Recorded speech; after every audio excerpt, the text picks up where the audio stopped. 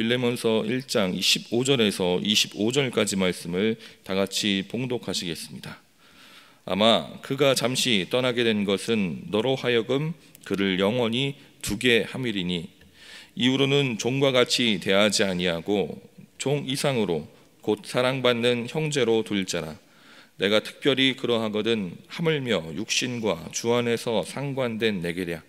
그러므로 내가 나를 동역자로 할진대 그를 영접하기를 내게 하듯 하고 그가 만일 내게 불의를 하였거나 내게 빚진 것이 있으면 그것을 내 앞으로 계산하라. 나 바울이 친필로 쓰노니 내가 갚으려니와 내가 이외에 내 자신이 내게 빚진 것은 내가 말하지 아니하노라. 오 형제여, 나로 주 안에서 너로 말미암아 기쁨을 얻게 하고 내 마음이 그리스도 안에서 평안하게 하라. 나는 내가 순종할 것을 확신함으로 내게 썼노니 내가 내게 말한 것보다 더 행할 줄을 아노라. 오직 너는 나를 위하여 숙소를 마련하라. 너희 기도로 내가 너희에게 나아갈 수 있기를 바라노라. 그리스도 예수 안에서 나와 함께 갇힌 자 에바브라와 또한 나의 동역자 마가, 아리스타고, 데마, 누가가 문안하느니라. 우리 주 예수 그리스도의 은혜가 너희 심령과 함께 있을지어다. 아멘. 네, 방금 읽으신 본문 말씀을 가지고 순종이 만들어낸 변화, 용서라는 제목으로 함께 은혜 나누고자 합니다. 여러분, 빌레몬서는 굉장히 짧은 성경이죠. 네, 한 장으로 되어 있는 성경입니다. 그래서 우리가 읽을 때는 굉장히 빨리 읽고 지나갈 수 있는 성경이에요. 그런데 이 내용은요 굉장히 무겁습니다. 그래서 설교하는 설교자들이 그렇게 선호하는 부분은 아니에요. 왜냐하면 빌레몬서가 우리에게 요구하고 있는 것은 바로 용서이기 때문에 그렇습니다. 용서라는 주제가 쉽게 설교할 수 있는 주제가 아닙니다. 그렇기 때문에 설교자들이 쉽게 선택할 수 있는 본문이 아닌데요. 오늘 이 본문을 가지고 우리가 어떤 삶을 살아야 하는지에 대해서 함께 나누고자 합니다. 며칠 전에 아시아의 한 나라에서 벌어진 끔찍한 사건 사고를 접하게 됐습니다. 그 사건은요, 상류층의 자제들이 하류층의 여성을 납치해서 강간하고 폭행한 사건입니다. 이 여성이 간신히 도망을 나왔는데 며칠 만에 숨을 거두고 말았습니다. 이 사건으로 인해서 신분제도의 불합리함과 더불어 이 사건이 일어난 것을 방관했던 정부를 규탄하는 시위가 일어났고 문제와 어려움이 발생했다. 이게 그 뉴스의 골자인데요. 여러분, 생각해 보면 우리나라 역시 그 나라와 같이 신분제도가 있었던 나라입니다.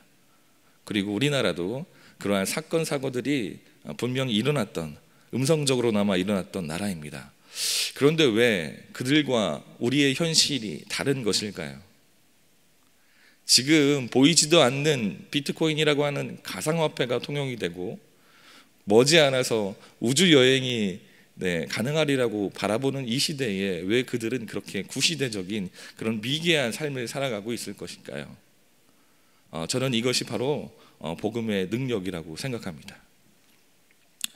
이것은 제가 단순히 기독교인이고 또 목사라서 기독교를 옹호하기 위해 말씀드리는 것이 아니라 실질적으로 우리나라에서 기독교가 그러한 역할을 감당했고 그로 인해서 그 역할로 인해서 우리나라가 지금 그러한 미개한 삶을 벗어나고 지금 세상이 선진국이라고 말하는 반열에 오를 수 있었기 때문에 그렇습니다.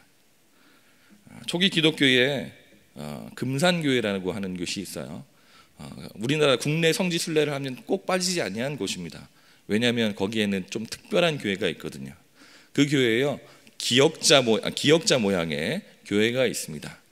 이 교회가 왜 기역자이냐면요, 설교자가 가운데 서는 거예요. 꼭지점 부분에. 그리고 나머지 양쪽으로 여성이 앉고 남성이 앉든지 양반이 앉고 상놈이 앉는 그런 교회였습니다. 여러분, 우리가 알기로는 예수 그리스도를 믿으면 그 안에서 다 형제요 자매고 다 공평하다고 평등하다고 배웠는데 당시의 사회상이나 그러한 문화를 한 번에 뛰어넘을 수 없었기 때문에 남녀가 유별하니 이렇게 나눠서 예배를 드리고 양반과 상놈을 나눠서 예배를 드리는 교회였던 것이죠. 그런데 하나님께서 이러한 교회에서 기적을 바로 이뤄내십니다. 그로 인해서 신분제에 대해서 철폐해야 된다라고 하는 그런 운동과 그러한 생각들이 펼쳐지기 시작해요. 단순히 이곳에서 시작된 것만은 아니지만 이 교회가 굉장히 상징적인 교회예요. 그래서 1905년에 그 교회에 미국 남장로교회에서 파송된 테이트라고 하는 선교사가 오게 됩니다. 그 지역에. 그런데 그 용화마을이라고 하는 곳에 양반 지주가 있었어요. 마방을 운영하는 조덕삼이라고 하는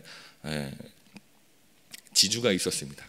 이 지주와 만나서 그에게 복음을 듣기 위해서 이 마방 그 조덕삼 지주가 자기의 사랑채에 초대를 해요. 거기서 머물면서 그래 당신이 얘기하는 복음이 뭔지 들어봅시다라고 거기서 복음을 듣기 시작하죠. 그런데 이 조덕삼이라고 하는 이 양반은요 생각이 좀 깨어 있는 사람이었어요.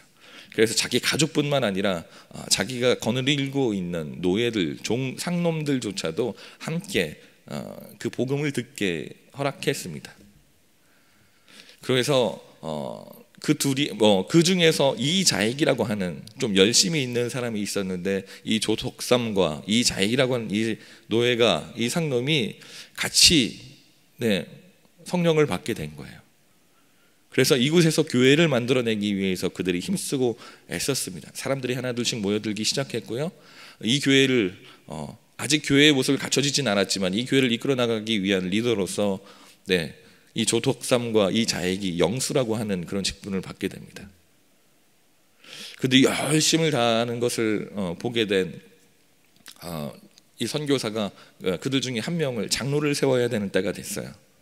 그래서 투표를 하게 됐는데 모두들 조덕삼이 양반이고 이 자액은 조덕삼에 소속되어 있는 사람이다 보니 아무래도 조덕삼이 장로가 될 것이라고 다들 예상했습니다.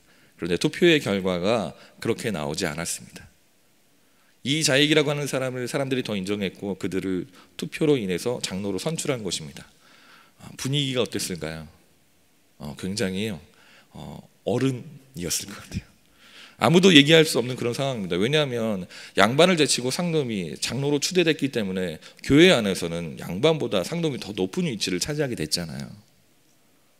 어쩌면 그러한 막혀있는 그런 감정 때문에 몰표가 거기로 몰렸을지는 모르겠지만 그 얼음 같은 순간을 정적을 깨고 이 조덕삼이라고 하는 양반 지주가 이렇게 고백을 하게 됩니다. 여러분, 이 결정은 하나님께서 내리신 결정입니다. 우리 금산교회 교인들은 참으로 훌륭한 일을 해냈습니다. 저희 집에서 일하고 있는 이 자익 영수는 저보다 신앙의 열의가 대단합니다.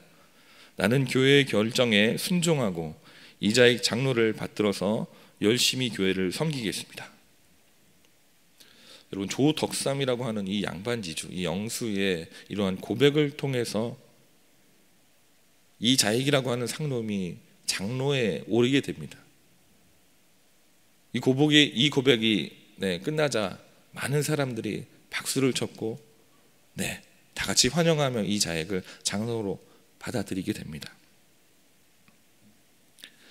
여러분, 이 일로 인해서 사람들은 세상에 나아가서 교회만이 이 민족의 유일한 희망이라고 전할 수 있었습니다.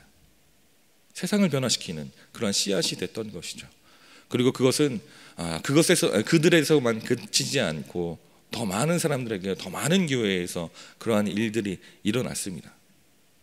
여러분, 그런 순종이 어쩌면 상놈과 양반이라고 하는 그러한 신분을 무시하고 예수 그리스도의 말씀에 순종하기까지 이 덕삼이라고 하는 사람이 무너지고 깨어지고 또 그 중에서 다듬어지는 그 과정이 얼마나 힘들고 어려웠을까요?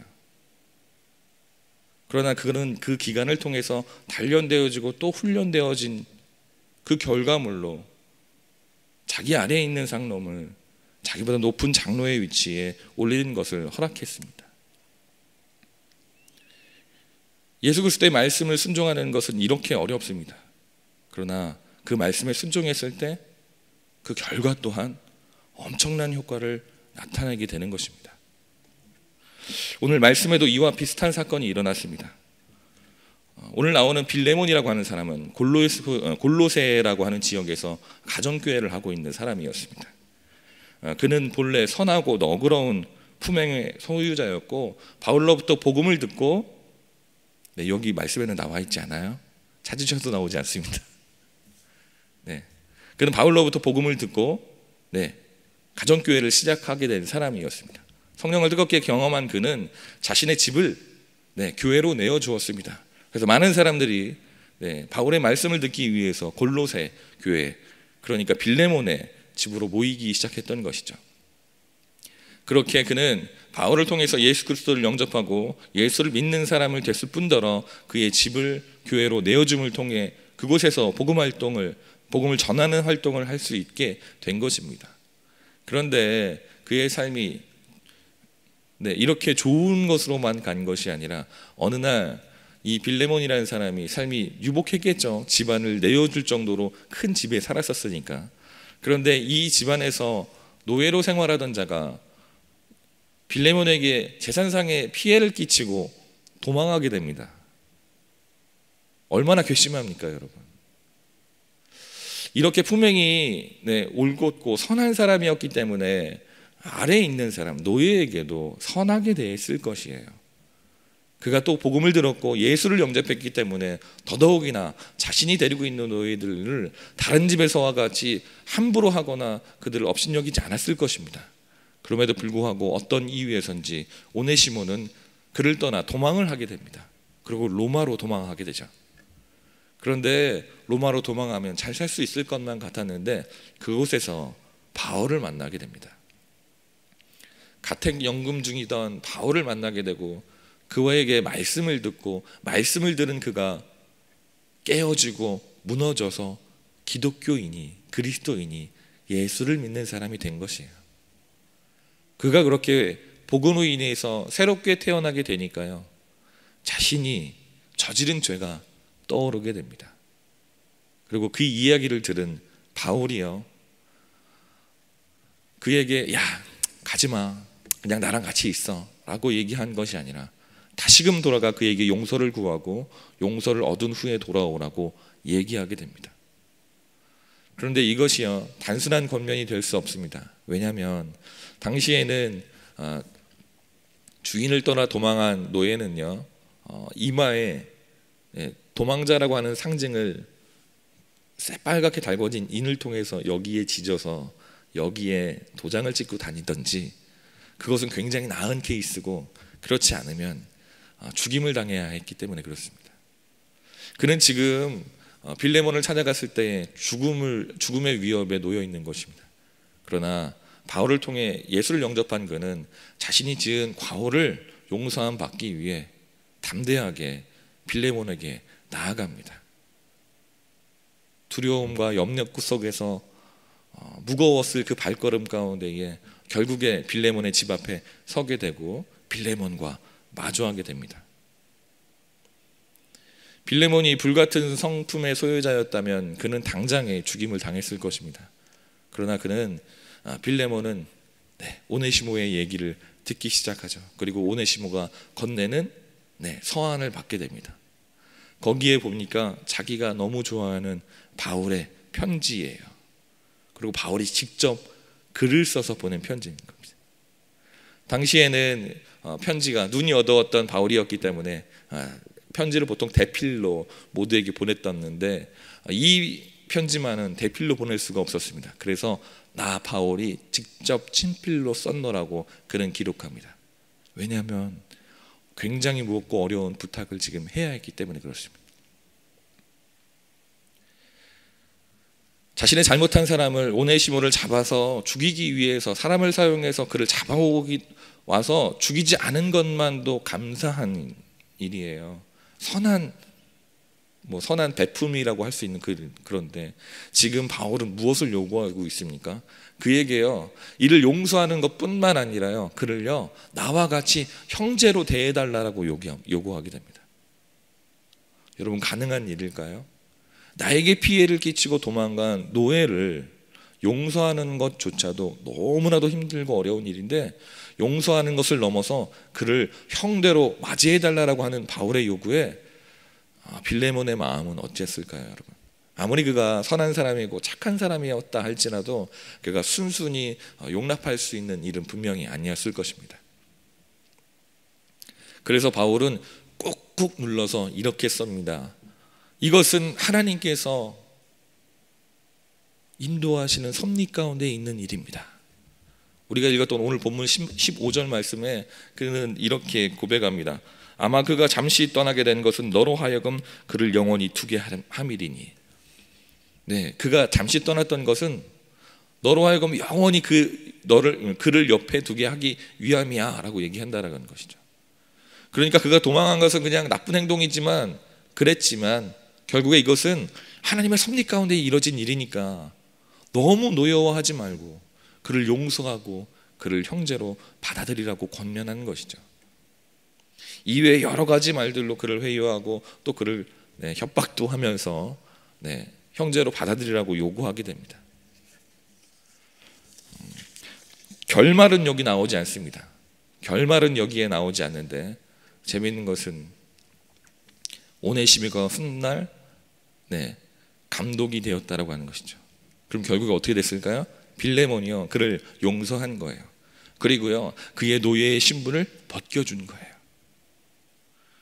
빌레몬은 지금 자신 앞에 나타난 분노의 대상을 놓고 그에게 분노하기보다 그가 전해준 그 서한을 받고 그 서한을 읽어 내려가면서 그 마음 가운데 일어나는 분노를 내려놓고 지금 예수 그리스도의 사랑으로 그 말씀에 순종해서 그를 용서하고 용서한 것뿐만 아니라 그의 신분을 노예에서 자유인으로 바꿔주었다라고 하는 것입니다. 우리는 이 말씀을 통해서 세 가지를 알 수 있습니다.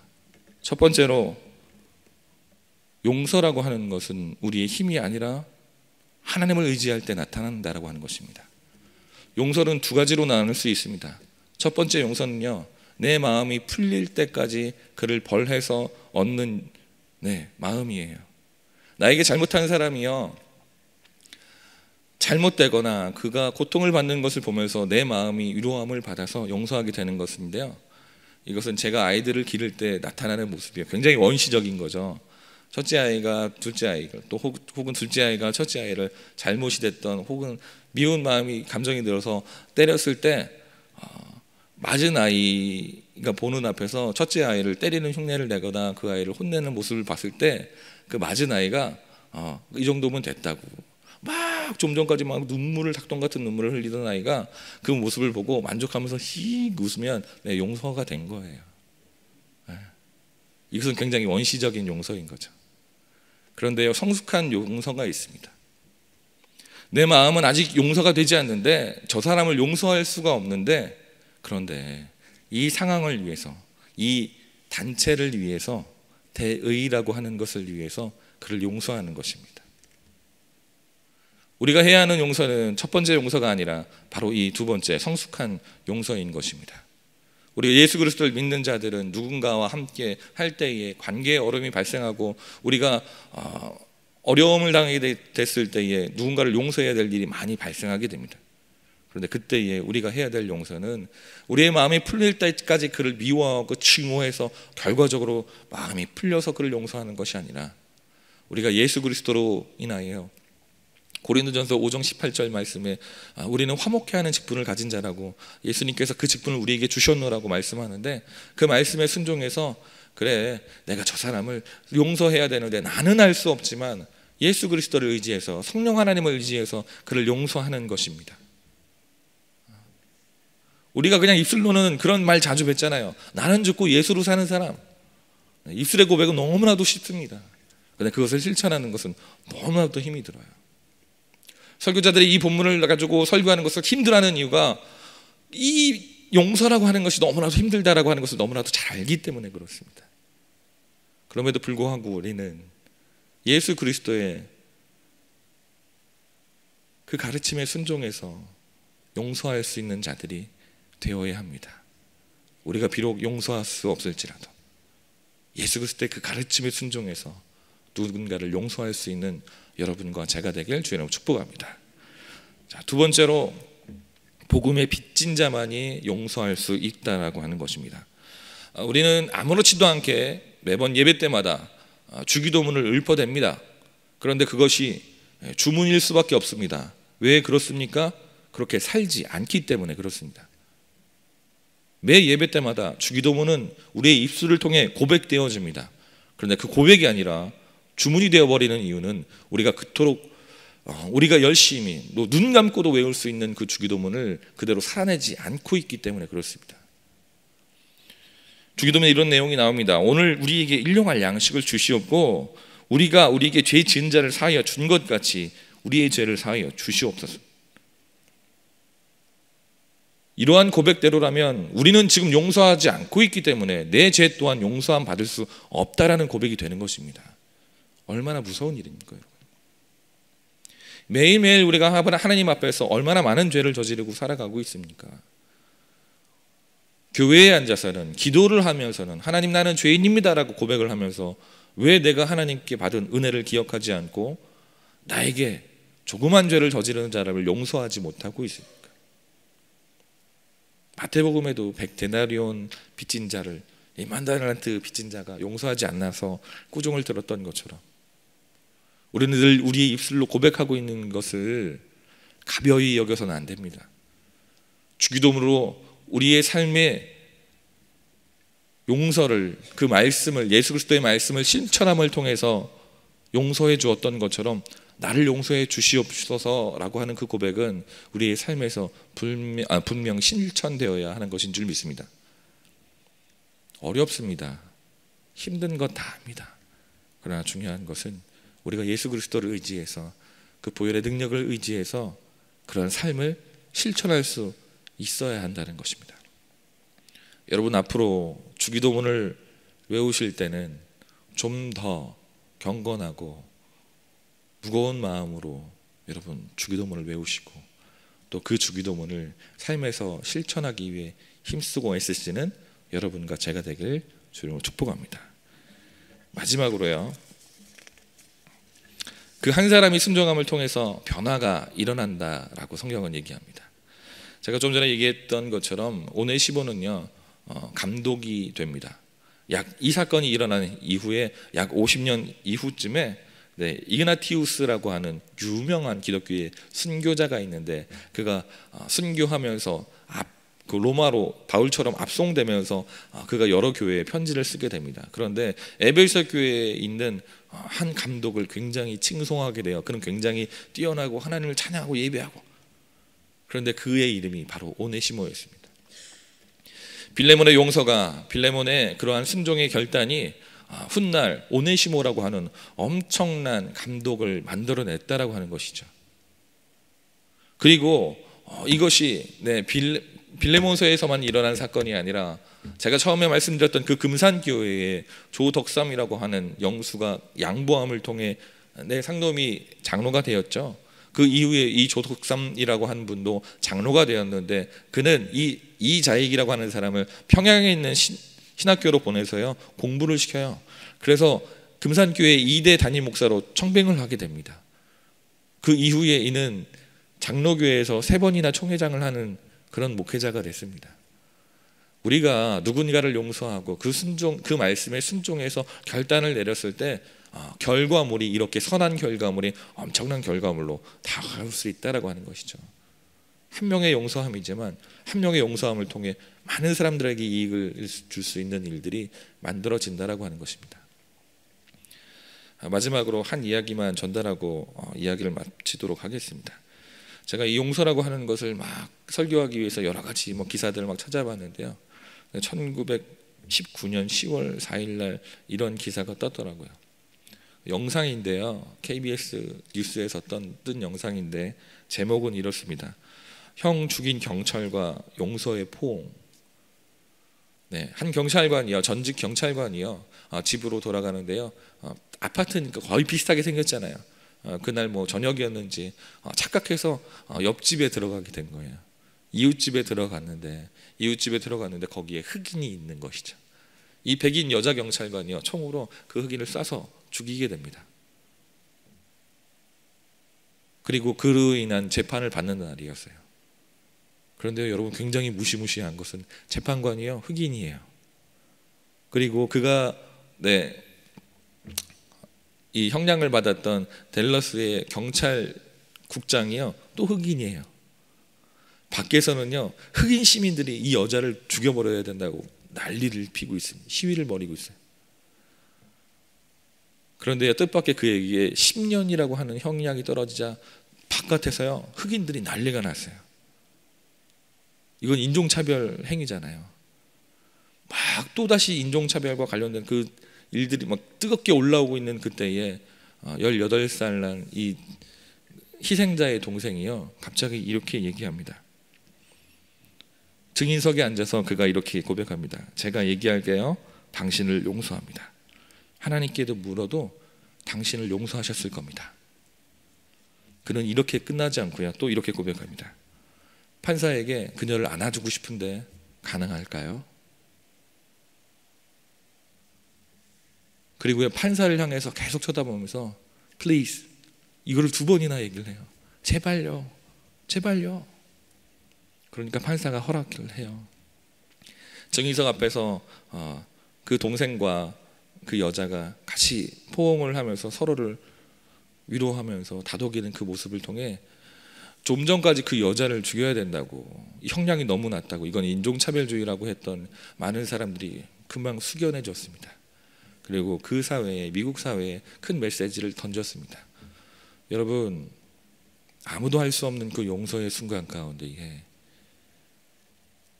이 예수 그리스도의 말씀을 몸소 실천한 이 18살짜리 이 청소년을 통해 또 한 번 미국 사회가 전율했다라고 하는 것입니다. 여러분, 사회를 바꿔야 된다고, 하나님이 이 사회를 변화시켜 달라고, 하나님의 선한 계획을 이루는 나라가 되게 해달라고 기도만 할 것이 아니라 우리의 단 한 번의 용서함을 통해, 말씀의 실천함을 통해 사회가 변화되고 사회 가운데 커다란 메시지를 던질 수 있음을 여러분 기억하시면서 우리의 삶 가운데의 순종함을 통해 주님께 영광 올려드리는 여러분과 제가 되길 주의 이름으로 축복합니다. 기도하겠습니다. 사랑해 주님, 감사합니다. 하나님, 오늘 귀한 말씀 우리에게 주시니 감사합니다. 하나님, 힘들고 어려운 것 분명합니다. 그러나 아버지 하나님, 당신께서 우리에게 명령하신 그 말씀의 순종함을 통해 세상을 깨우고 세상 가운데 복음을 전하는 귀하고 복된 영혼들 되게 하여 주시옵소서. 이 모든 말씀 우리 주 예수 그리스도 이름으로 기도했습니다. 아멘. 주기도문으로 예배를 마치도록 하겠습니다. 하늘에 계신 우리 아버지여, 이름을 거룩히 여김을 받으시오며 나라가 임하시오며 뜻이 하늘에서 이루어진 것 같이 땅에서도 이루어지이다. 오늘 우리에게 일용할 양식을 주시옵고 우리가 우리에게 죄 지은 자를 사하여 준 것 같이 우리 죄를 사하여 주시옵고 우리를 시험에 들게 하지 마시옵고 다만 악에서 구하시옵소서. 나라와 권세와 영광이 아버지께 영원히 있사옵나이다. 아멘. 이 시간 우리가 나라와 민족을 위해서 또 여러분 가지고 나온 기도의 제목을 놓고 주의 이름 3번 외치고 함께 기도합니다. 주여, 주여, 주여.